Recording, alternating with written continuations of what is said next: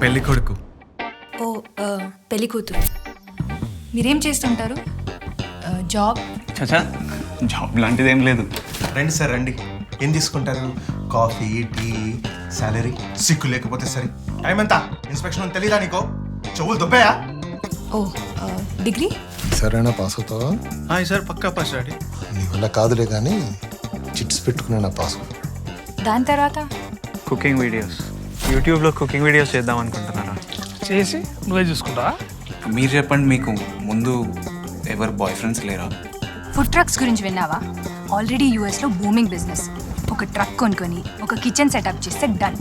మంచి interesting menu పెట్టుకొని ఎక్కడైనా బిజినెస్ చేయొచ్చు. They call it the street food revolution.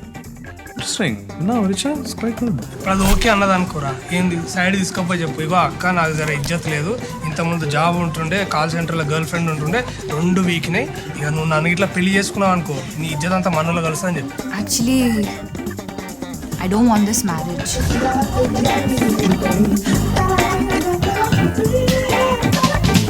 పరంపరలు తలబడ్డాయి పడగొట్టండో, గరిష్ట ధర 30,000 కట్టాడండో, తలంచితే తలపోగెట్టే సరదాలండో, వినంబర వ్యసనానందా చరివేయండో, పరంపరాలు పరంపరాలు పరంపరాలు కావాలా.